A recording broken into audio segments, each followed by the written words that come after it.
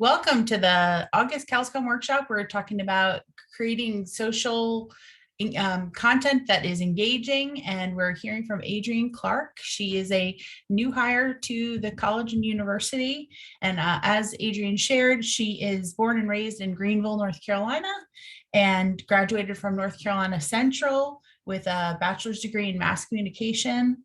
She enjoys spending time with her husband and 8-year-old son. Over the past few years, she has had various opportunities, but her passion is social media and content creation. So thanks so much, Adrienne, for joining us today.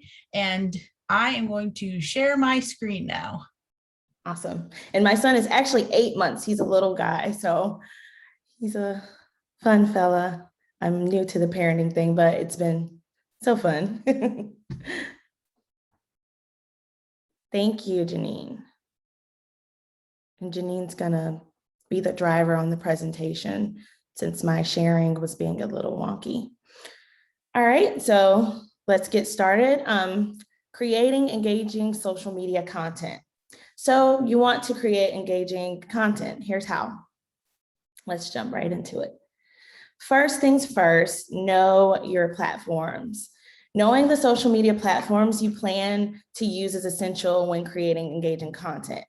If you haven't had time to explore Facebook, Instagram, Twitter, LinkedIn, and YouTube, there's so many other ones, even TikTok, I know that's new, which we'll touch on that a little later.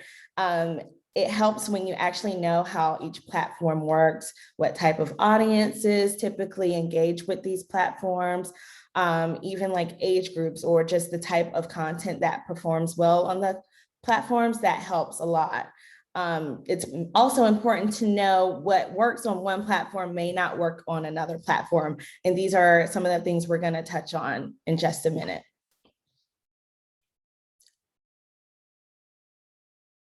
All right, and this is a platform overview. I know some of us have a general overview of social media, whether you use it for personal reasons or if you're using it professionally, but I just wanted to go over some of the platforms and some of the content that typically goes well with each of these platforms. So Facebook is generally geared towards news and entertainment. I would say articles and blog posts, those typically perform well. So for example, if someone wrote a story or a spotlight on a faculty member or a student, I think those are great things to share on Facebook, as well as curated content. Curated content is, for example, an Ask the Expert type of series. If it's a video, whereas you have an expert in your department or in your field who would like to share a video presentation or just a short video clip on a specific topic, these are the type of things that generally perform well on Facebook. The audience typically responds well to curated content, like a how-to or an instructional video of some sort. And also make sure the videos are short. Adults, we have a long attention span, but when it comes to social media, not so much. I would say the shorter, the better. You want to grab their attention and you want to touch on the main points. Twitter, I would say news and blog posts are great for Twitter. Also keep it fun, keep it light. You don't want to be too newsy on Twitter. You're not writing a scholarly journal. You're not gonna enter like 340 characters, no long paragraphs. You want to get straight to the point with Twitter. And also the crowd on Twitter is very light and fun. And so you can implement different things like GIFs and polls and things like that. People typically respond well to those, and you're going to get that engagement, the comments or the retweets with Twitter. Also, Twitter, I would say, is a good place to stay on top of current news, what's happening in the media, even with entertainment. It doesn't always have to be so, I would say, serious on Twitter. And then also Twitter does You can upload videos on Twitter. They can be up to 2 minutes and 20 seconds long. There are some ways around that, but again, our attention span with social media, it's not but so long. And if you want people to really grasp what you're presenting, just keep it short and get straight to the point. Instagram has become so popular, I would say, over the last few years. At first, it was all about just sharing pictures. If you wanted to share where you were going or your restaurant, or sharing food pics are my favorite. But I would say over the years, they have implemented so many different things, which I'm going to discuss later on in the presentation. But I would say Instagram is the place for high quality photos. High quality photos, those are things that are gonna catch your viewers' attention right off the bat. Like brands such as Nike or lots of sports brands, or just even Amazon, just a simple high quality photo makes you want to learn more about that content. Also, there are things like the stories feature. I'm not sure if many of you are familiar with that. I'm going to give you some tips on how to use that later on. The stories feature is a good thing to use with Instagram, as well as Instagram Live. And Reels, those are the new thing. Reels on Instagram, that is a great place to create engaging content. Reels are also kind of similar to TikTok, and we're going to discuss that as well. LinkedIn is more of a professional type of platform. I would say research. This is the type of content that performs best on LinkedIn. And they're also great for, posting news and innovative updates within your company or your organization as well. All right, moving right along. Fact break. Did you know people remember visual content 65% longer than text? So, for example, if you look at this picture, Howling Cow, you're going to want some ice cream not long after you see this. Versus if you're reading a long paragraph about the history of ice cream and this, that, and the third. Granted, some people love to read long content, but when it comes to social media, that's not going to stick too long in your brain versus a high quality photo such as this one. You're gonna remember it longer, especially if you just add in just a quick caption to go along with the photo, something catchy and just something straight to the point about the picture. People are going to remember it a little bit longer than a long paragraph of text.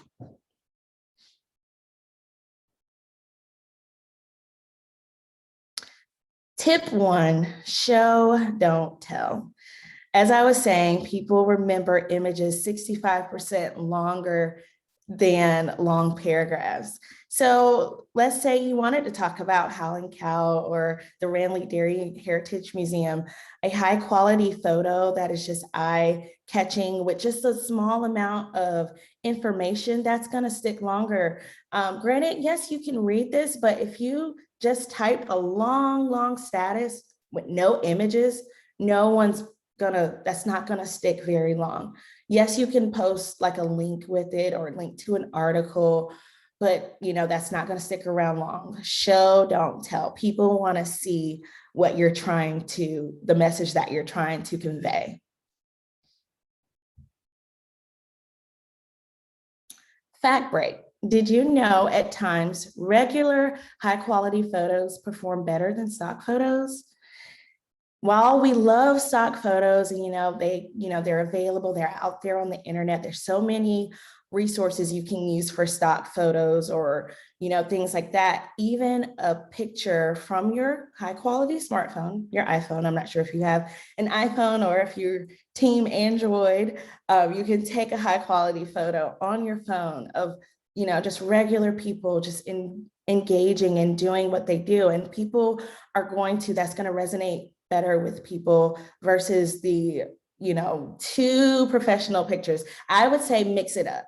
Not saying you can't use stock photos, but people want to see real people doing real things, and they're going to be able to relate to it a little better as well. And that's going to also create more engagement for you, and people are going to want to like and love and comment on those photos. And who knows, they may recognize someone they know.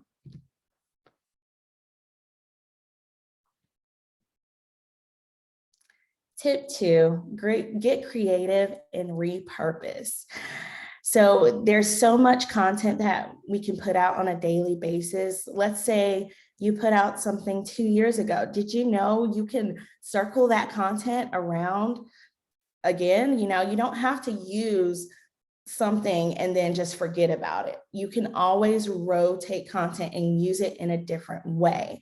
So for example, let's say you put out some factual data in an article. Instead of posting the article with the link and maybe a picture to go along with the article, you know what you could do next time? You could do maybe a graphic. You can display or just like give an example of those numbers in that article, and people, that would be attention grabbing to your audience. They probably won't even recognize that you guys posted it 2 years ago because it looks like new content.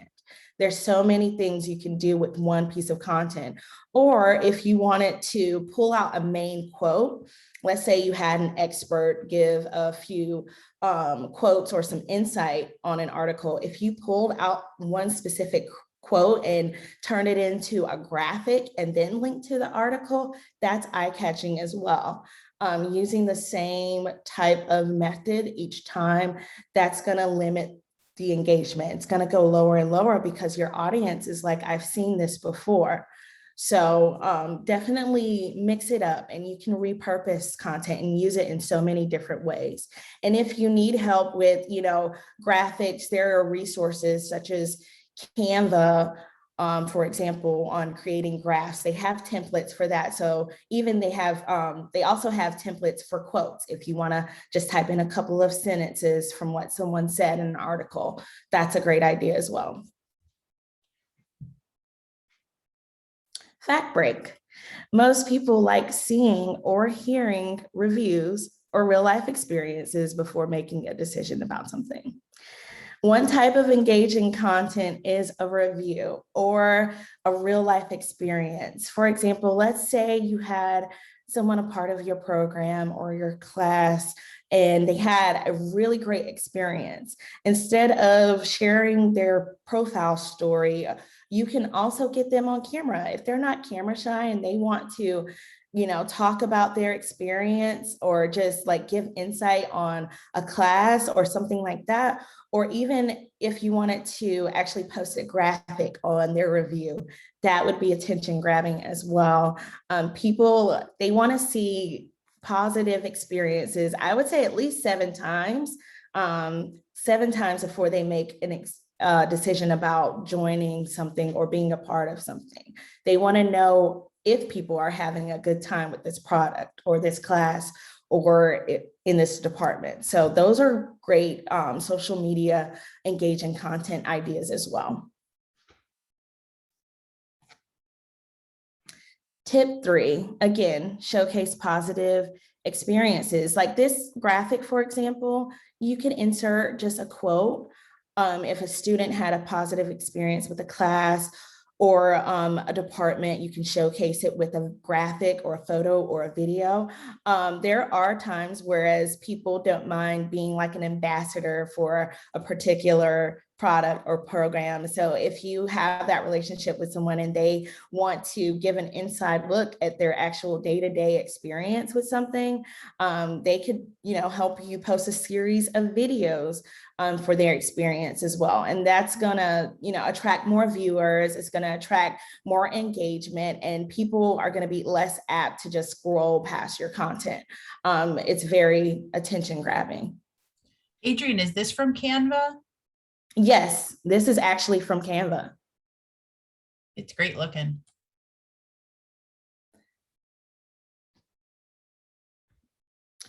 Tip 4, host a contest. So I would say contests are one of my favorite things. Let's say you just created your Instagram page and you have 3 followers. Something you could do is host a contest. For example, you can ask people to like this post, tag 3 friends and make sure you're following us, and you can present a prize. Or you can host a quiz within your stories on Instagram, or you can just host a quiz, or like a riddle or something like that on your feed. People love contests, people love riddles, they love to be able to have some type of incentive. And you know what it's going to create? It's going to create lots of followers. It's going to create conversations within your comments. People are going to actually comment on your things. And when you get new followers, they're going to see your new things. So I would host a contest, periodically. There's so many contests that you can there's so many resources out there for examples of contests. And so definitely implement those every now and then. Keep it fun. Don't keep it so serious all the time. And that's going to keep your audience engaged. Tip 5, engage with your audience.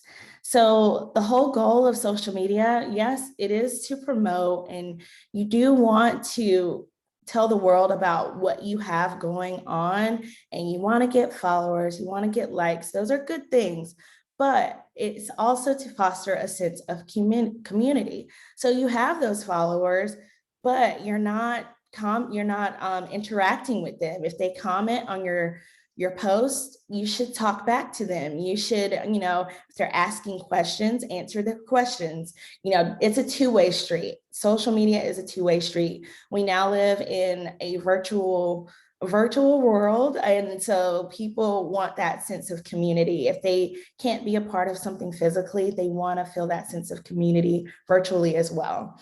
Don't just post to post. Again, respond to your audience. People sometimes people, I would say followers, they're testing things. And so if you're consistently not responding, people may unfollow you, and they may feel like it's not welcoming or engaging enough. And that's a sure way to lose an audience as well. And then a tip for Instagram. So Instagram loves engagement.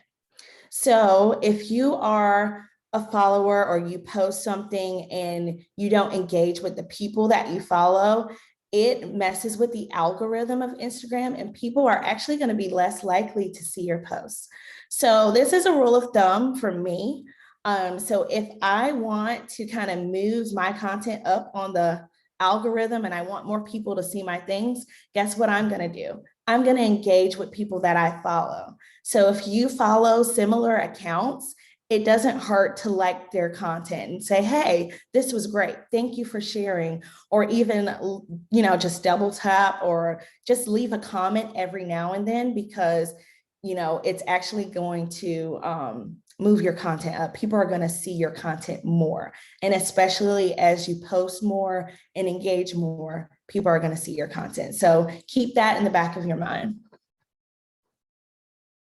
So Adrienne, we had a question about best way to manage contests and decide a winner. I would say definitely implement a hashtag. Use an official hashtag for your contest. And with hashtags, the way it works is if someone uses that hashtag, you can search that specific hashtag literally in Instagram, and it will show you all of the people who use that hashtag. So if you have a contest, Lucky Winner 2021, if you type in Lucky Winner, you're going to see all of the participants. And just make sure you're very clear on the guidelines and instructions for that contest. You can make it a rule that if you do not use this hashtag, then you won't be considered, you won't be entered into the contest. So just give, specific rules. And then also another way to do a contest is just use the story option on Instagram. So stories on Instagram has a question option. And so you can like insert a question box, ask a question, and the only people who are in that contest are the ones who actually respond to that question. And you can see all of those followers who participated.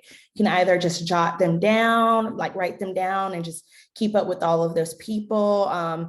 There's so many other ways you can use quizzes or polls on Instagram, and it'll show you everyone who participated as well. So I would say Instagram is a great place for contests. If you do want to use it for other platforms, you can also implement like Google Docs if you want to have like a sign up sheet just to keep it a little more organized. But for those quick contests, I would say Instagram stories and hashtags.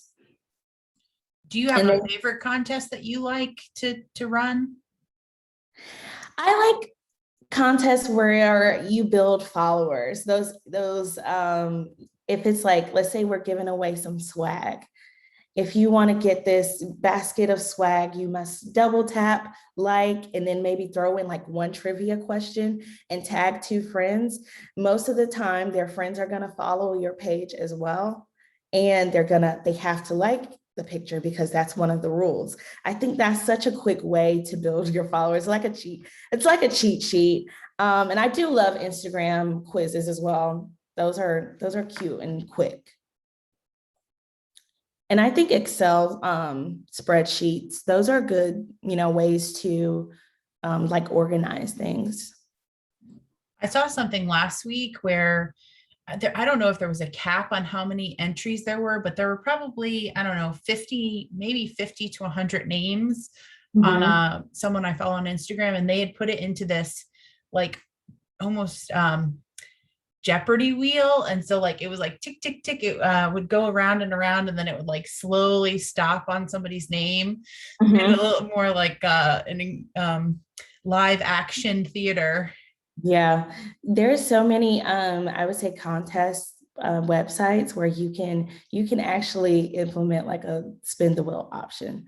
There's so many, so it's really unlimited. Social media is amazing. Okay, and next I would say stay current. Stay current. What's happening in the world, the fun things. Granted, we can't always participate in everything that's current. As far as, just what we say, just having to be mindful of what we say. But there are some things that you can be current about, especially if it's a holiday. If it's a holiday, you can mention certain holidays on your social media. There are actually social media holidays. A good source, definitely Google a list of social media holidays for 2021. There are so many holidays, like for example, National Popcorn Day, or it's really wild. I literally said, I can't believe these are national days. So, and your audience wants to see that you keep things fun with those. And some people are like, wow, I didn't know today was National Hot Chocolate Day or things like that. And I put this cute example up here. I don't know if you guys remember a few years back when the lights went out at the Super Bowl. Oreo posted this on Twitter and they said, power out, no problem. And so I think that was cute and funny. So definitely those things on Twitter, those are cute and fun. We had a question come in about Canva. Is Canva free?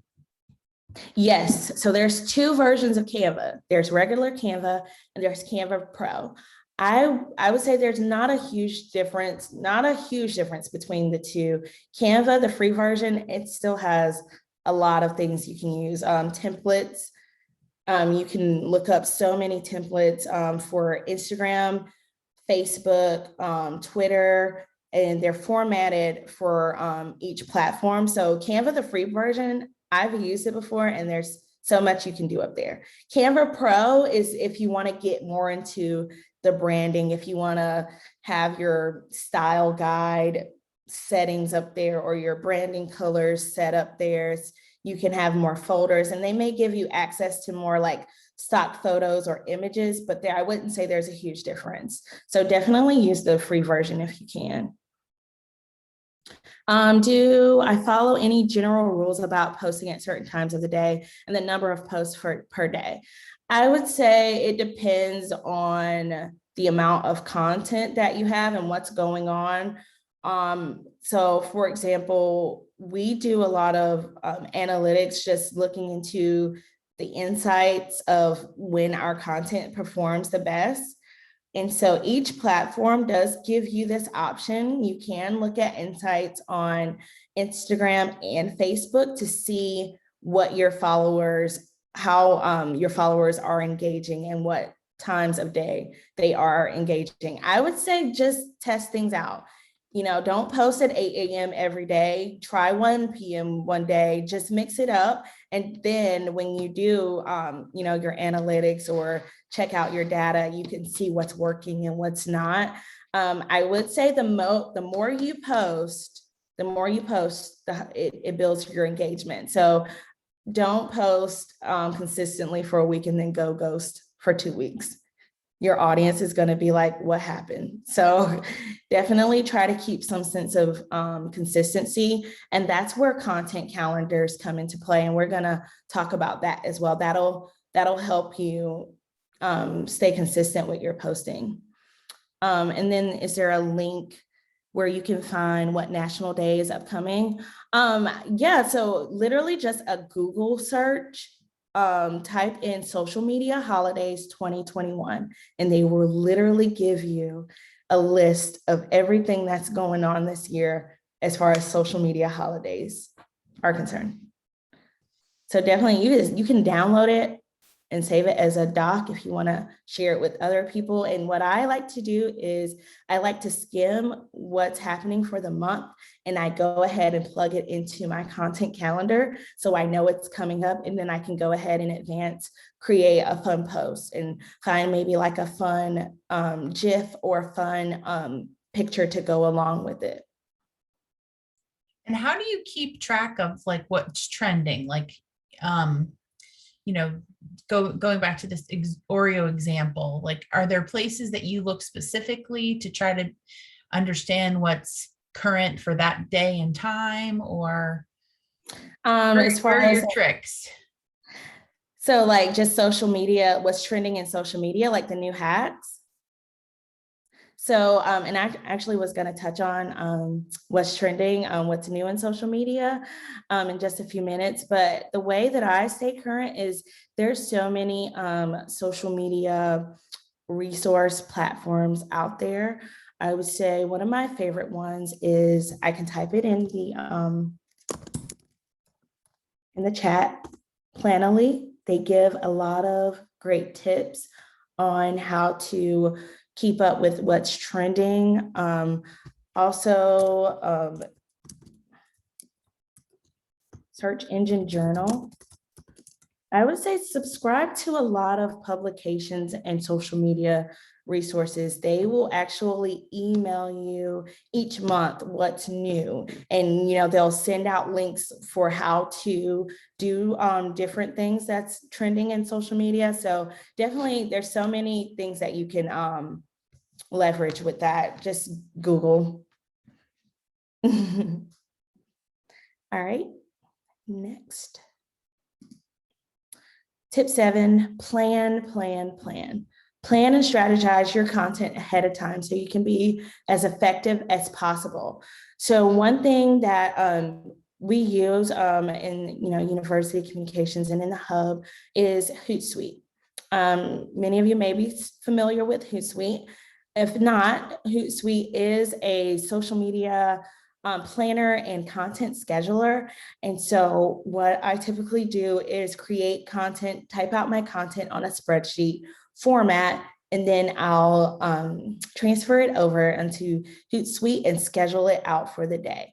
I would say it's a great tool to help you not just post to post. Of course, there will be things in the moment, such as events, or things that are happening right now that you have to go ahead and put some content out for. But the more you plan in advance, the more you can, implement that creativity, and, it's just so you won't be all scattered brained and things like that. So it'll help you with brainstorming as well. Some other platforms that you can use are Sprout Social. I can type those in the chat. Sprout Social is a good source, as well as Buffer. And I do know some people use Constant Contact. I think they have a scheduling or planning resource up there as well. Is Hootsuite training offered by EIT? EIT is Extension IT. I don't know, Noah. I don't know. We can check into it and let everybody know. Yeah, and Hootsuite is pretty straightforward. If you go to the website, I believe they have some step-by-step instructions as well. I'm not sure if there's a free version or not, but I would definitely just go to the website and see if they have just some free guidance on that. I've been able to watch a few videos myself on how to schedule out content, and they'll even give advice on checking analytics and scheduling things at certain times of the day. So I would definitely, just go to the website or see if you can Google if they have any step-by-step instructions on how to use it. All right, what's trending in social? Oh, you can go to the next one. Let's explore what's trending in social media. So first, TikTok and Instagram Reels. I would say TikTok and Instagram, they're kind of taking over social media. Everywhere you look, something is a TikTok or something is a reel on Instagram. And there's so many ways that you can use it. At first, when I was first introduced to TikTok, I thought everyone was just getting online and doing dances. I literally thought that's what it was, but it's so much more than that. And so our Instagram reels. So there's, for example, with Instagram reels and TikToks, you can actually have an instructional video on Instagram, on an Instagram reel or TikTok. Some people like to have how-tos. I myself, my favorite thing is watching cooking Instagram reels and TikTok. But something that you could do is you can actually give a how-to or step-by-step instruction on something. If you wanted to give information on your department or a certain class or an event you have coming up, there's ways that you can use Instagram Reels to have text and music. Some people, for example, they like to point and the text is popping up as they're pointing. I actually follow some university accounts, and some of their student ambassadors like to take people on a journey around campus or around their department. They like to show people around. They like to give people tours, and you can put cute little captions that just display different areas of campus, or if you want to just display different areas of your department or just research there. So it's endless. The opportunities are endless with Instagram Reels, and Instagram Reels also builds up a lot of engagement on Instagram. So if you're scrolling nowadays on Instagram, you're more likely to see a video or an Instagram Reel versus a photo, because those are actually they're the top of the algorithm these days. And so Instagram is actually encouraging people to use more Reels and TikToks. And then something else that's trending is going live with Instagram or Facebook.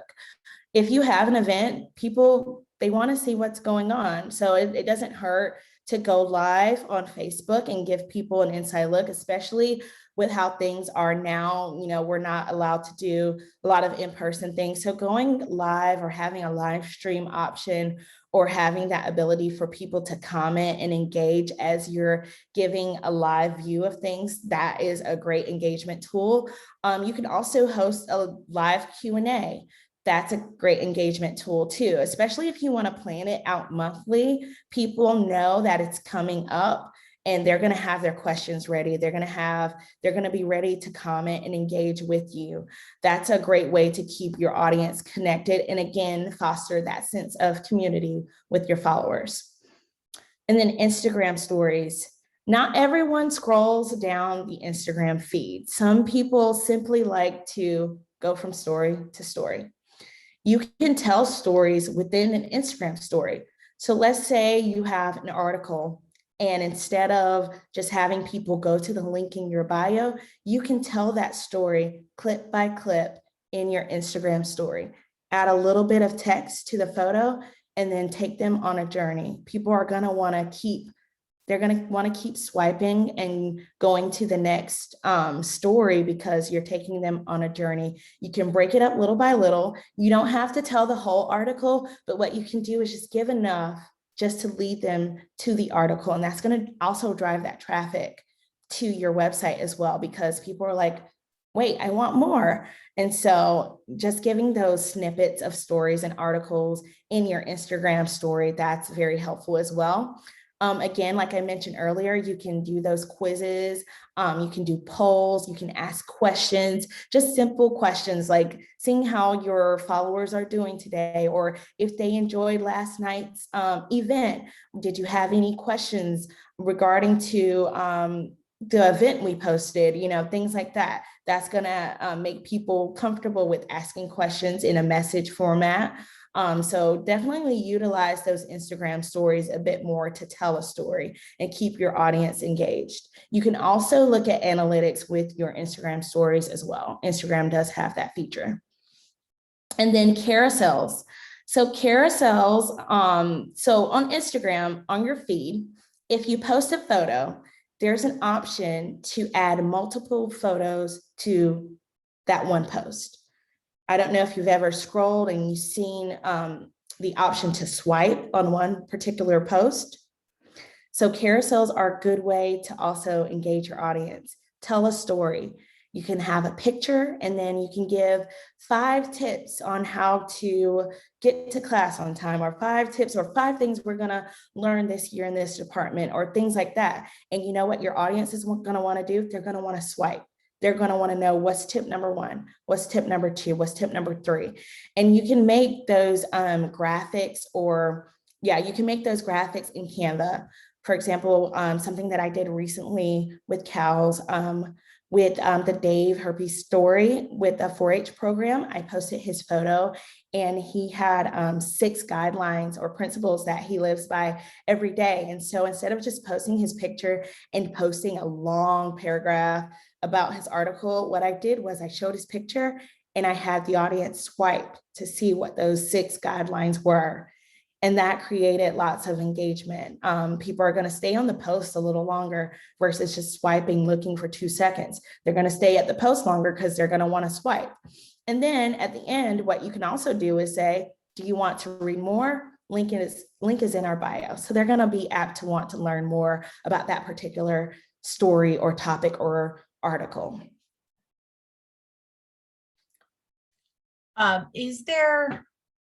There are a lot of questions came in fast. First up, how fast is YouTube Shorts growing? I like the idea of all of our videos living in one place on YouTube and could be shared to other channels from there. YouTube Shorts. So I will be honest and say I'm not very familiar with YouTube Shorts in particular. So I'm not quite sure about, are you talking about like organizing, like having no, so it's a new sorry, hi, I'm Megan. It's a new basically like TikTok on YouTube. Like you film in your YouTube app, or you can upload your own video into YouTube, and then you apply music and you put the text overlays, and then it has like a short time limit. Like, I don't remember if it's 30 seconds or something like that. Then it's like part of like, you can go, it lives on your YouTube space on your channel as like a separate heading. But it also pulls into like, if what I'm seeing, like I have a 10-year-old who has introduced me to YouTube Shorts, and he's looking at all these baseball videos that kids are making, and so it might not be our audience yet, but that's why I'm just wondering, like, it sounds to me like it's Reels and Instagram, and also the idea that, okay, if the video could live there on YouTube, then I could still like post the link to the short on like Instagram stories Oh, or, yes. TikTok or whatever, but it's that way, if I needed to point someone to the video, I'm pointing them to YouTube instead of Instagram, where they may or may not have an account. Right. That is a great idea. I would say if you have a link to your content, and YouTube is very linkable, you can share it. You can share it on your Facebook. You can share it on your Instagram bio. And most times, if you have a link, for example, Facebook is going to have like a preview to that link. They may have like an image to that. And even if you want to cross promote, keep it on YouTube, maybe YouTube has an option to save the video to your device, and maybe you can upload that to your Instagram feed. But I would definitely just keep that in mind, that not everyone has Instagram, like you said, and feel free to share that link and drive traffic to that channel. And then we have a question about Facebook phasing out or being used much less than Instagram or other socials. Is that so? Also heard something about follow pages that are connected somehow. So I wouldn't say Facebook is phasing out completely. I would just say the audiences for Facebook and Instagram are completely different. There are still people who use Facebook.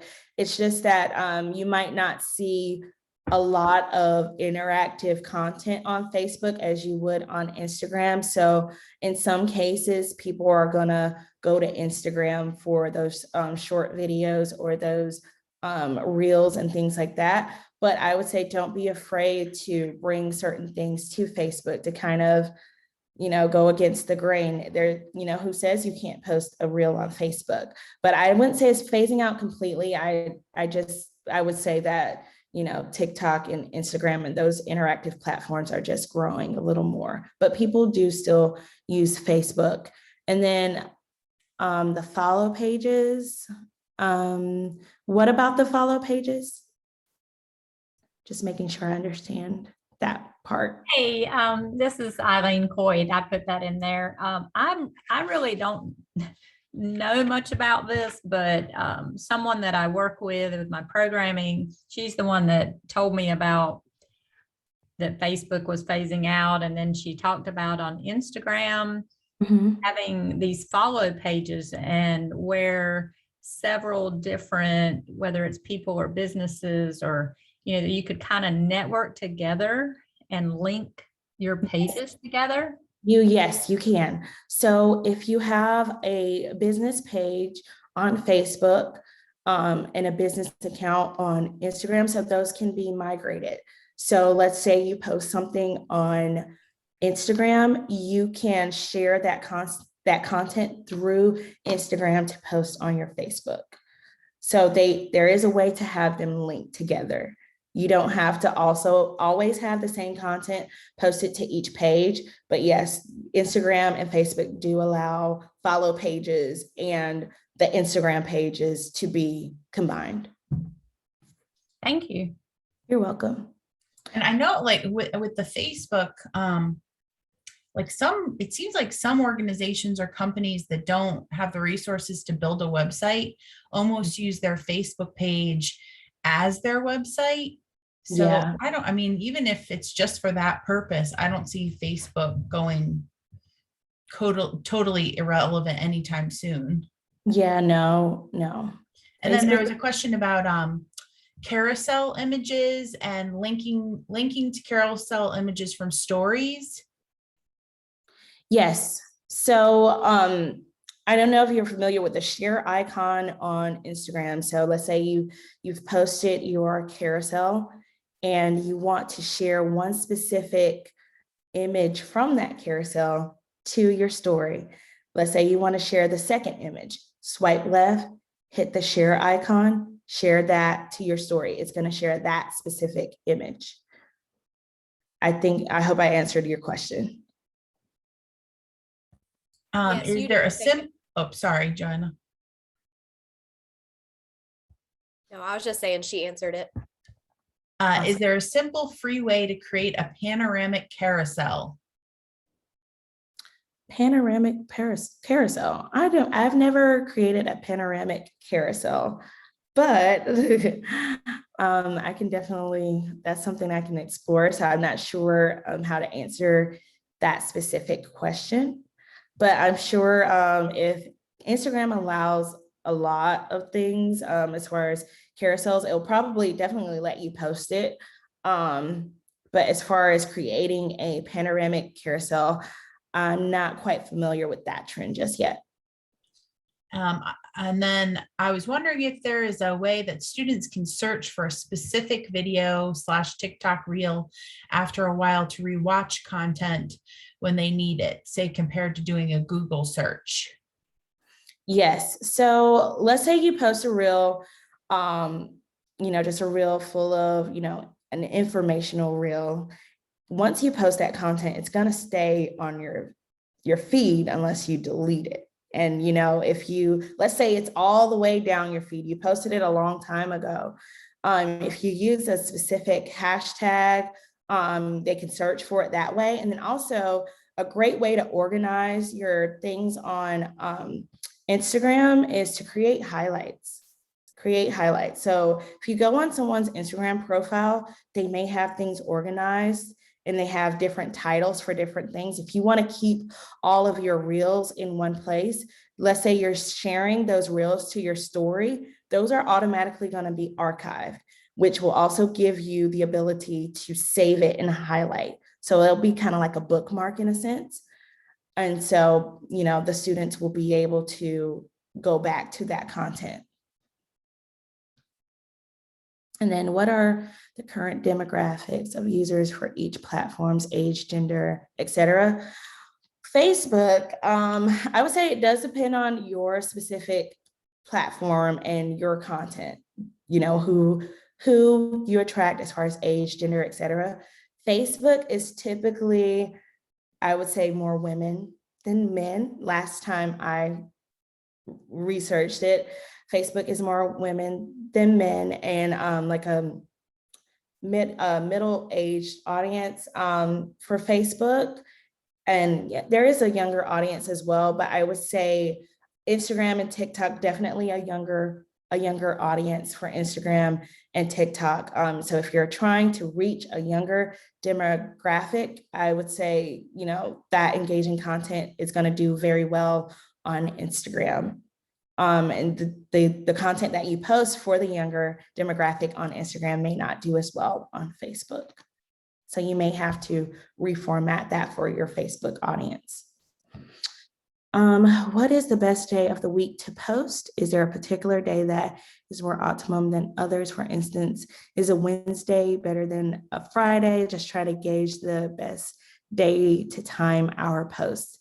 I would say the more that you consistently post and try out different times, and if you're able to, or if you know how to look at the insights and you'll notice a trend with your audience, that's how you're going to be able to tell over time what's the best time to post.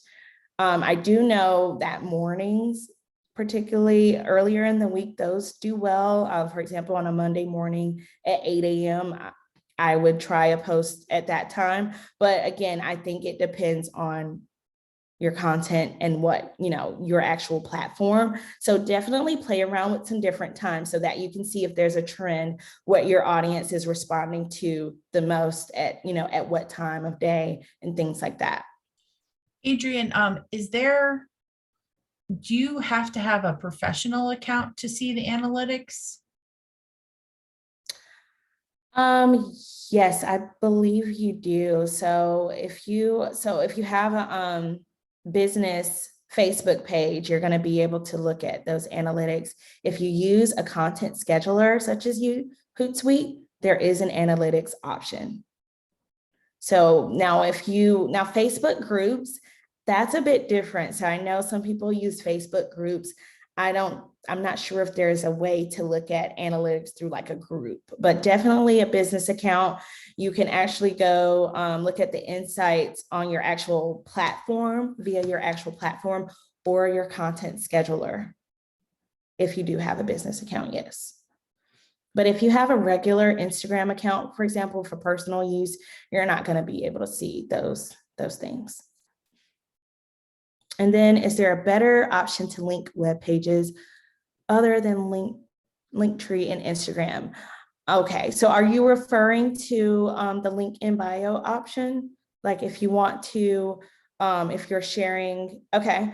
So something that I did for CALS specifically, I created a kind of like a landing page in a sense through Canva. So there's a link in bio option on Canva. You can search that template. And so if you have a moment, you can go to the CALS Instagram page and click on that link. And what's going to happen is a web page, in a sense, is going to post, and it's going to have like a menu. So it's going to say CALS website, CALS news, CALS YouTube. Yes, it lives in Canva. So I made that in Canva. I used a template and I created a menu, and I put in links for each menu option. And then from Canva, when you save it, Canva will actually give you a link for that link in bio. You put that link in your bio, if that makes sense.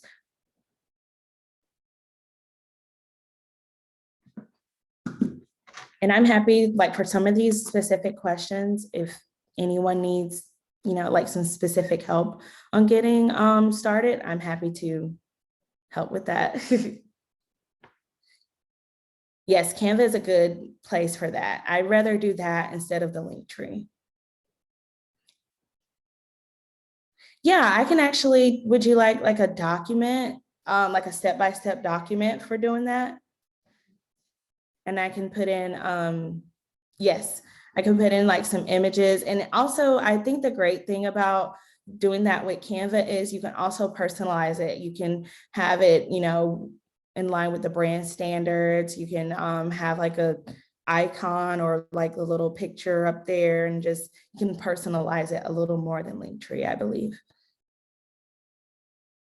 And you can also, it's easy to update. So if you want to change out some menu options, Canva is very good for that. Any other questions? We just have a couple minutes left, so bring them on. Yeah, the question that I had submitted was if you could give us like some examples of higher ed,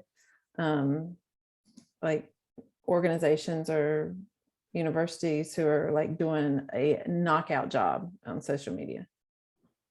Oh yeah, I can. I could actually, and who's speaking right now? Sorry, this is Megan. Megan, I can put together a list, or I can email it to you, or if anyone else wants that email, I can share specific accounts that I look at for inspiration. And exactly. Following for inspiration. Yes. So I can share that with you. I'll make sure that any resource that Adrian has a chance to pull together, we can put all in one place within a Google Drive folder for this particular workshop. Yes, and I do have a content calendar template that I use. So the Social Hub, we actually all use like Google Docs, and we do it month by month. And so I'm happy to kind of like screenshot that just to show you my setup. And what I do is I'll have for the month of August, for example, I'll have at the top, I'll have the platforms. And then I'll have a section for the link, and I'll have a section for what type of content it is, if it's a link or if it's a photo, and it's really organized. But I can screenshot that just to show you how it's set up if you want to use that as a guide.